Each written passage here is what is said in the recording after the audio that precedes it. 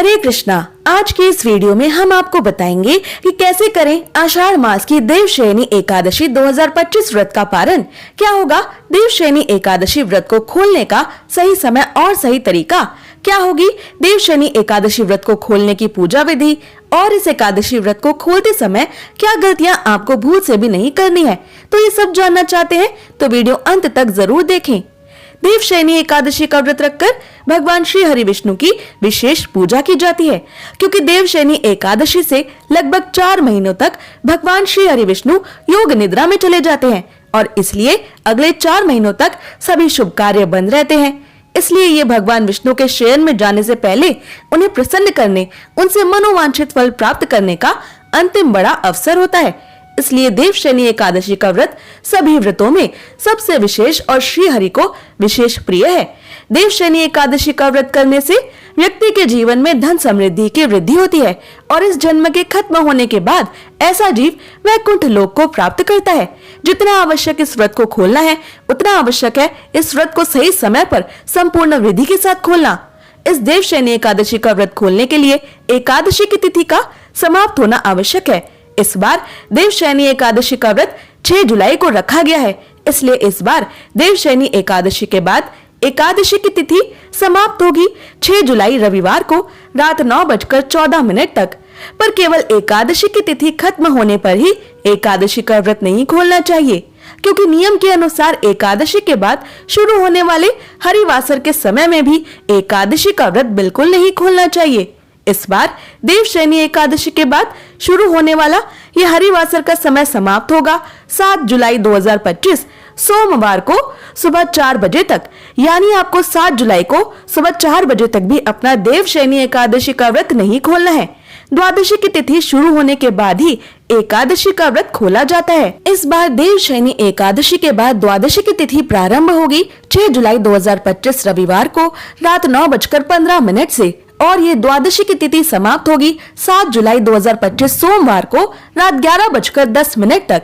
आइए अब जानते हैं 7 जुलाई को द्वादशी के दिन पड़ने वाले सभी शुभ और अशुभ मुहूर्तों के बारे में, ताकि आप गलत मुहूर्त में अपना देवशयनी एकादशी का व्रत ना खोल लें।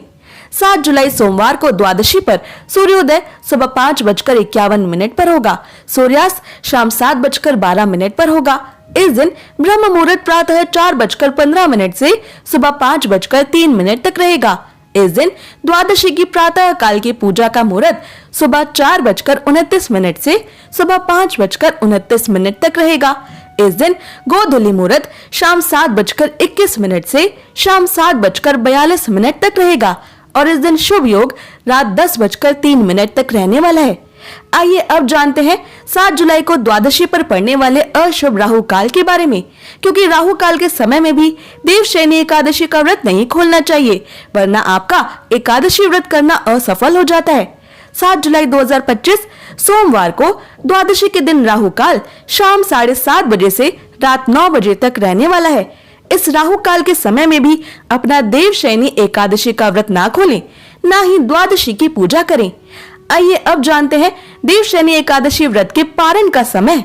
7 जुलाई को द्वादशी पर देवशयनी एकादशी व्रत को खोलने का सबसे सही और शुभ मुहूर्त होगा सुबह 5:29 से सुबह 8:36 के बीच। इसी तय शुभ मुहूर्त में अपना देवशयनी एकादशी का व्रत खोलने से आपको देवशयनी एकादशी व्रत करने का संपूर्ण फल प्राप्त होगा।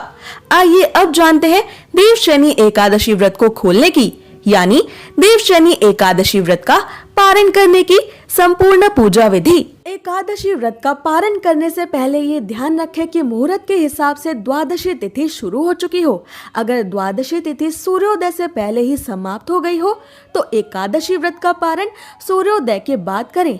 इस बात का खास ख्याल रखें कि द्वादशी तिथि के अंदर ही पारण ना करना पाप करने के समान होता है।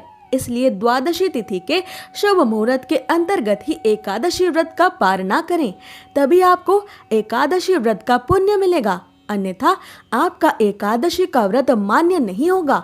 एकादशी व्रत का पारण समय सुबह यानी प्रातः काल का ही होता है। व्रत करने वाले श्रद्धालुओं को मध्याह्न यानी शाम के दौरान व्रत को तोड़ने से बचना चाहिए।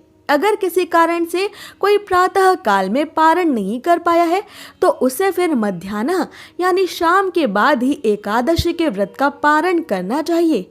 एकादशी के अगले दिन सुबह जल्दी उठकर पहले स्नान करके तुलसी देवी को जल अर्पित करें, क्योंकि गर्मी के समय में पूरे दिन बिना जल के रहने से तुलसी देवी सूख सकती हैं और एकादशी की 2 तिथियों पर तुलसी देवी को जल नहीं दिया जाता। इसलिए द्वादशी की तिथि पर सबसे पहले तुलसी देवी को जल देना आवश्यक है। फिर तुलसी महारानी को फूल चढ़ाएं और उनकी आरती करें। आरती करके उनकी 7 बार परिक्रमा करें। तुलसी देवी की रोज परिक्रमा करने वाले मनुष्य को कभी भी यमराज के दर्शन नहीं करने पड़ते। और अब विष्णु जी की पूजा के लिए तुलसी देवी के कुछ पत्ते ले लें। अब भगवान विष्णु को स्नान करवा के उनका पीले वस्त्रों से श्रृंगार करें, उनको पीले फूल और तुलसी पत्र चढ़ाएं। फिर भगवान विष्णु की आरती करें और आरती के बाद जाने अनजाने में एकादशी व्रत के दौरान आपसे हुई सभी छोटी बड़ी गलतियों की करुणामयी भगवान श्री हरि विष्णु से क्षमा मांगे। भगवान विष्णु से क्षमा मांगते हुए आपको ये मंत्र बोलना चाहिए।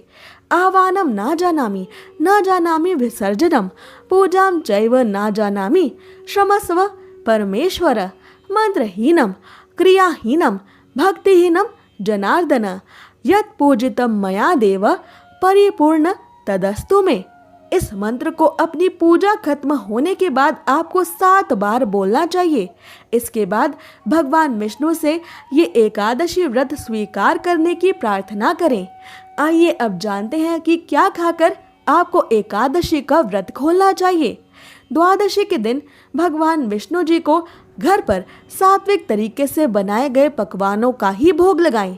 ये पकवान मीठे या नमकीन दोनों हो सकते हैं। यदि आप द्वादशी के दिन मीठे चावलों का भोग भगवान श्री हरि विष्णु को लगा सके तो ये और भी अधिक शुभ होगा, क्योंकि द्वादशी के दिन पीले या मीठे चावल खाना बेहद शुभ माना जाता है। एकादशी के व्रत में चावल खाने पर रोक होती है, इसलिए द्वादशी व्रत को खोलते समय चावल खाकर ही व्रत खोलने का नियम है। मान्यता है कि एकादशी के दिन चावल खाने से शरीर छोड़ने के बाद वो मनुष्य रेंगने वाले जीवों के रूप में जन्म लेता है, लेकिन द्वादशी को चावल खाकर एकादशी व्रत को खोलने वाला मनुष्य मोक्ष को प्राप्त करता है। आपको एकादशी व्रत का पारण करने के लिए पकाए जा रहे भोजन में गाय के शुद्ध देसी घी का प्रयोग जरूर करना चाहिए। ये सेहत के लिए भी अच्छा होता है और इसमें शुद्धता भी होती है। आंवले के पेड़ पर भगवान श्री हरि विष्णु का वास होता है, इस कारण आंवले का भी एकादशी के व्रत में विशेष महत्व माना गया है। इसलिए एकादशी व्रत का पारण करने के दौरान आप आंवला भी खा सकते हैं। आंवला खाकर एकादशी व्रत खोलना भी बहुत शुभ होगा।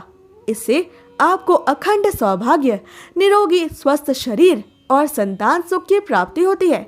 आप द्वादशी के दिन एकादशी व्रत खोलने के लिए जो भी सात्विक भोजन बनाए उसी भोग और भगवान श्री हरि विष्णु को चढ़ाई गई तुलसी की पत्ती को पानी के साथ लेकर ही अपना व्रत खोलें। पर ये ध्यान रखें कि एकादशी व्रत का पारण किसी मीठी चीज से भी किया जा सकता है। व्रत के पारण के लिए आप भगवान श्री हरि विष्णु को भोग में मिठाई और मौसमी फल भी दे सकते हैं। पारण के भोजन में सेम की सब्जी खाने का भी विशेष महत्व माना जाता है।